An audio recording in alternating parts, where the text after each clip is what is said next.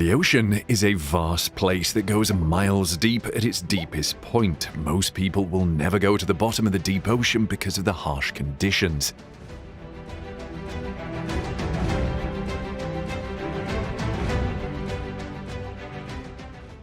However, NASA has been exploring the depths of these water bodies, and what NASA has found in those dark, cold places is terrifying. But why is NASA, a space agency, exploring the ocean, and what monsters did they find there?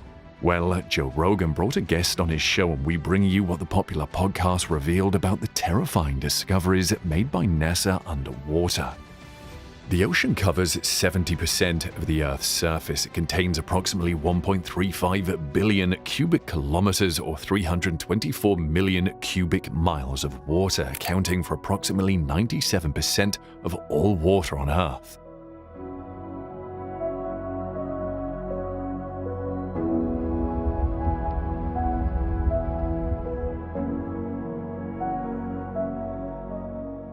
It is our oceans that make all life on Earth possible and makes the planet appear blue when viewed from space.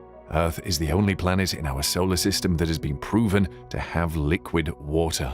Although the ocean is one continuous body of water, it has been divided into 5 major areas by oceanographers: the Pacific, Atlantic, Indian, Arctic, and Southern Oceans. The Atlantic, Indian, and Pacific Oceans all meet in icy waters near Antarctica.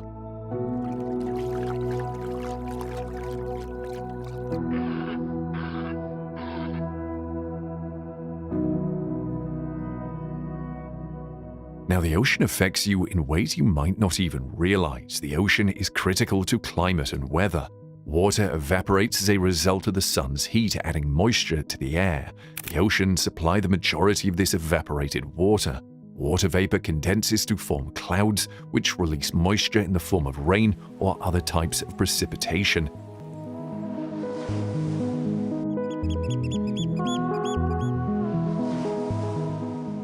This process, known as the water cycle, is essential to all life on Earth.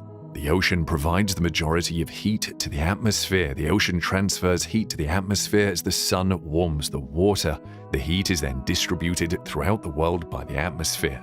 The ocean helps balance global temperatures by absorbing heat in the summer and releasing it in the winter.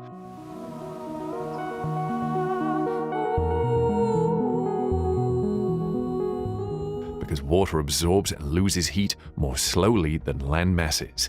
The Earth's climate would be bitterly cold if the ocean did not help regulate global temperatures. And yet the ocean is easy to take for granted because for us it's always been there. But how did the ocean come to be? Well, around 4.6 billion years ago, Earth began to form and gradually separated into layers of lighter and heavier rock. The lighter rock rose, forming the Earth's crust. The heavier rock sank and formed the core and mantle of the Earth. The water in the ocean came from the rocks inside the newly formed Earth. As the molten rocks cooled, they released water vapor and other gases. The water vapor eventually condensed and covered the crust with a primitive ocean. Hot gases from the Earth's interior are still creating new water at the ocean's bottom today. So what would you discover at the ocean's depths? When Garrett Reisman appeared on Joe Rogan's podcast, he revealed things that shocked Rogan about the underwater world. Reisman is one of the few people that has been both in space and deep underwater, courtesy of his job at NASA.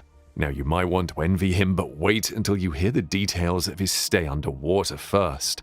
Well, you've done underwater exploration as well. Mm-hmm. Yeah. What have you done there? I lived for 2 weeks in the bottom of the sea. Oh, Jesus. So what is the difference between scuba diving and spending weeks under the ocean? If you're normally scuba diving and you go down 60 feet, you have 60 minutes. And then you got to come back up, or you get too much nitrogen in your blood and you're going to get bent, right? Mm-hmm. But it's not a problem if you just stay. The problem is then if you stay, you build up all that nitrogen in your blood. Rogan wondered about how to get out from under the ocean after staying there for so long, and Reisman admitted the process was dangerous. But what has NASA been finding in its missions under the ocean? Scientists began mapping the ocean floor in the 1920s. They used echo sounders, which use sound waves to determine water depth. Sonar technology is used in echo sounders. Sonar stands for sound navigation and ranking. the sonar revealed that the ocean floor is characterized by dramatic physical features such as massive mountains, deep canyons, steep cliffs, and wide plains. The ocean's crust is a thin layer of basalt, a type of volcanic rock. The ocean floor is divided into several sections. The continental shelf is a nearly flat underwater extension of a continent. The width of continental shelves varies. They are typically broad along low-lying land and narrow among mountainous coastlines. A shelf will be covered in sediment from the nearby continent. Some of the sediment is deposited by rivers and is trapped by natural features such as dams. The majority of the sediment was deposited during the last glacial period, or ice age, when the oceans receded and exposed the continental shelf. This type of sediment is known as relict sediment. The land then drops sharply off the continental shelf's outer edge, known as the continental slope. The slope almost reaches the ocean's bottom. The slope then flattens out into a gentler slope, known as the continental rise. The abyssal plain is formed when the continental rise descends to the deep ocean floor. The ocean is teeming with life from the shoreline to the deepest sea floor. The hundreds of thousands of marine species range from microscopic algae to the blue whale, the largest creature to have ever lived on Earth. The ocean is divided into 5 major life zones, each with organisms that are uniquely adapted to their respective marine ecosystem. The sunlit upper layer of the ocean is known as the epipelagic zone. It extends from the surface to a depth of about 200 meters or 660 feet. The epipelagic zone, also known as the photic or euphotic zone, exists in both lakes and the ocean. Photosynthesis can take place in the epipelagic zone because of the sunlight. The process by which some organisms convert sunlight and carbon dioxide into energy and oxygen is known as photosynthesis. Photosynthesis occurs in plants and algae in the ocean. Plants like seagrass have roots, stems, and leaves just like land plants. Algae are aquatic organisms that can use sunlight to photosynthesize. Seaweed refers to large algae such as kelp. The epipelagic zone is also home to phytoplankton. Plants, algae, and bacteria are examples of phytoplankton, which are microscopic organisms. They are only visible when billions of them form algal blooms and appear in the ocean as green or blue splotches. The mesopelagic zone is the next zone down, stretching to about 1,000 meters or 3,300 feet deep. Because the light is so dim, this zone is also known as the twilight zone. And because there is no sunlight in the mesopelagic zone, there are no plants, but large fish and whales dive there to hunt prey. The fish in this zone are small and bright. The lanternfish, which has organs along its side that produce light, is one of the most common. And animals from the mesopelagic zone, such as sperm whales and squid, will occasionally dive into the bathypelagic zone, which can reach depths of 4,000 meters or 13,100 feet. There is no light to be found in this zone, so scientists call it the midnight zone. Bathypelagic zone animals are small, but they have large mouths, sharp teeth, and expandable stomachs that allow them to eat whatever food they come across. The majority of this food is derived from plant and animal remains that drift down from the upper pelagic zones. Many bathypelagic animals lack eyes because they are not required in the dark and there is simply nothing to see here. Because the pressure is so high and nutrients are scarce, fish in the bathypelagic zone move slowly and have strong gills to extract oxygen from the water. The water at the ocean's bottom, known as the abyssopelagic zone, is extremely salty and cold at 2 degrees Celsius or 35 degrees Fahrenheit, and the pressure is very high. It can be up to 11,000 pounds per square inch. Most animals are unable to survive as a result of this, but the ones that do cope with the environment have bizarre adaptations. Many fish have jaws that appear to be out of place. The jaws allow them to drag their open mouth along the sea floor in search of food like mussels, shrimp, and microscopic organisms. Many of the animals in this zone are bioluminescent, including squid and fish. The light is produced by bioluminescent organisms through chemical reactions in their bodies. A glowing growth extends in front of the huge, toothy mouth of an anglerfish, for example. When smaller fish are drawn to the light, the anglerfish simply snaps its jaws and devours its prey. And the hadal pelagic zone is the deepest ocean zone found in trenches and canyons. There aren't many organisms here. Isopods, a type of crustacean related to crabs and shrimp, are the few among them. However, spongefish and sea cucumbers thrive in the abyssopelagic and hadal-pelagic zones. These animals, like many sea stars and jellyfish, rely almost entirely on falling parts of dead or decaying plants and animals, known as marine detritus. However, not all the bottom dwellers rely on marine detritus. Oceanographers discovered a community of creatures on the ocean floor that feed on bacteria near hydrothermal vents. These vents emit superheated water that is enriched with minerals from the Earth's interior. The minerals feed specific bacteria, which in turn feed creatures like crabs, clams, and tube worms. Now, a massive chain of mostly undersea mountains rises from the abyssal plains in each major ocean. The chain, known as the Mid-Ocean Ridge, circles the Earth and spans more than 64,000 kilometers. A deep central rift or crack separates much of the mid-ocean ridge. The boundaries between tectonic plates are marked by mid-ocean ridges. In a process known as seafloor spreading, molten rock from the Earth's interior wells up from the rift, forming new seafloor. When scientists set off to explore the deep ocean off the coast of Western Australia, nothing prepared them for what they saw. Researchers observed a dazzling array of winged fishes casting themselves into the air on their way to the new marine park territories that will protect 740,000 square kilometers, or about 285,000 square miles of ocean around Cocos Keeling and Christmas Islands. Over 35 days of exploration, teams on the research vessel or RV Investigator used sonar to map the seabed, uncovering ancient sea mountains, volcanic cones, canyons, and ridges. Extinct volcanoes formed between 140 and 50 million years ago.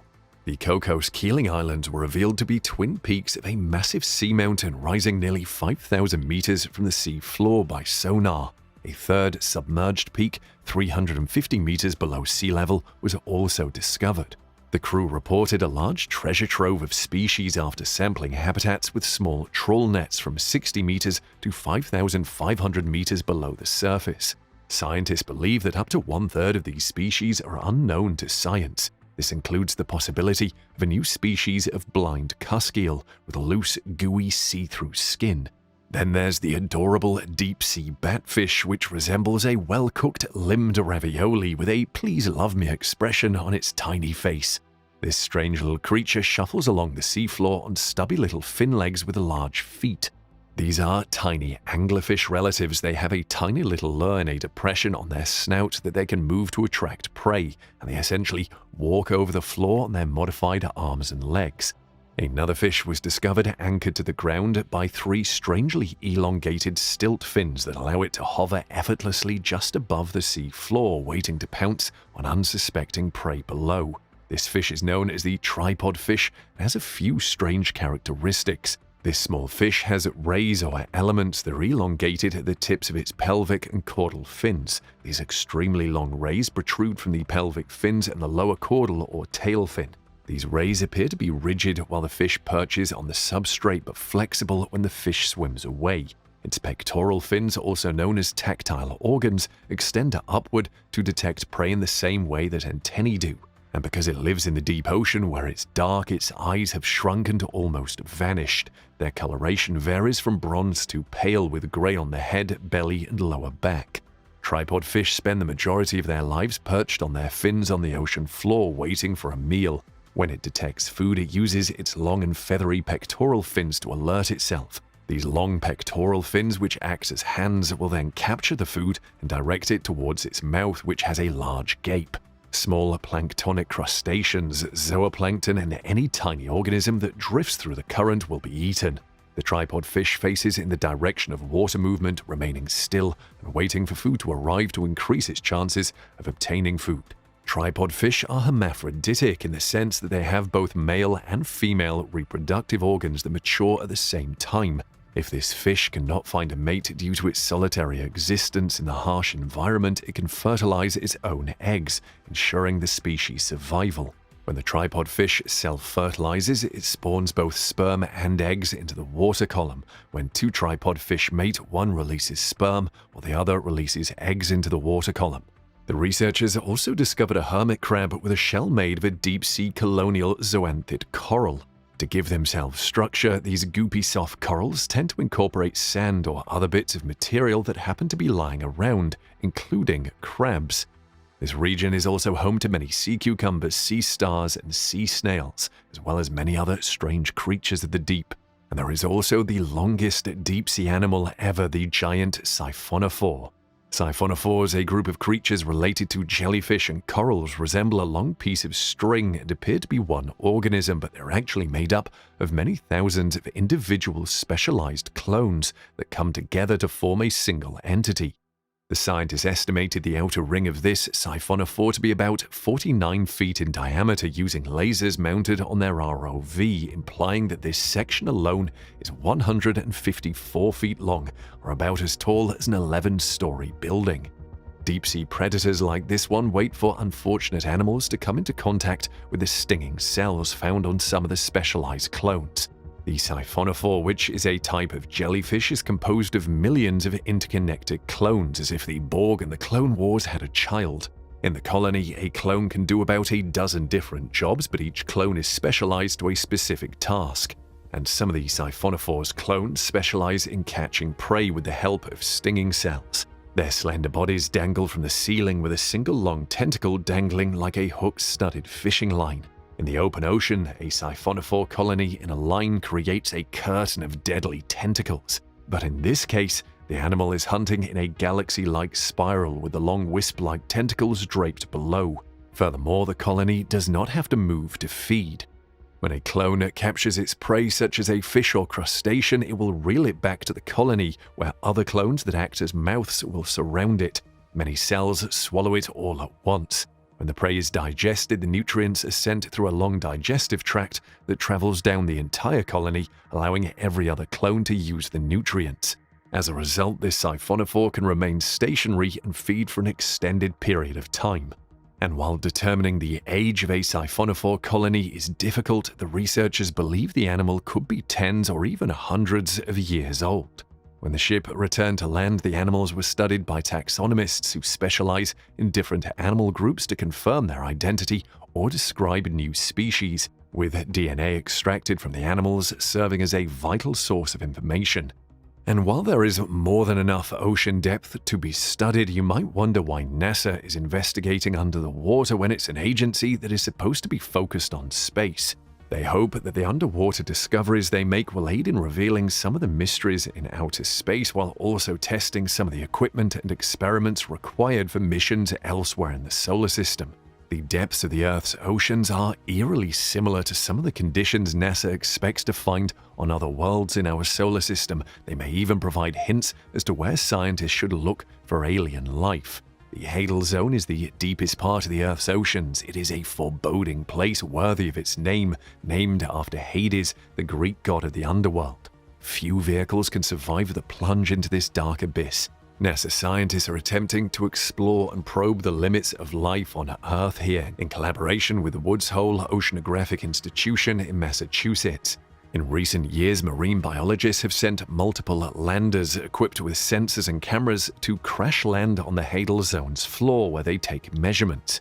Engineers from NASA's Jet Propulsion Laboratory in Southern California, however, are developing Orpheus, named after the ancient Greek hero who traveled to the underworld and back to map the more inaccessible depths. Orpheus uses highly sensitive cameras to identify rock formations, shells, and other features on the ocean floor to build three-dimensional maps dotted with landmarks, similar to NASA's Perseverance Mars rover, or perhaps seabed marks. This not only allows the robot to navigate and recognize places it has previously visited, but it should also help it shed new light on the biodiversity of this harsh environment. Orpheus is like a gateway vehicle. If it works as planned, there is nowhere it can't go in the ocean. This, however, is not the first time scientists tried to get to the dark depths of the Hadal Zone. Nereus, Orpheus's predecessor, was sent down to the Kermadec Trench, which is located northeast of New Zealand, in 2014. However, the underwater vehicle imploded about 10 kilometers or 6.2 miles below the surface due to the immense pressure. The loss of Nereus made them reconsider how they explored the deep sea.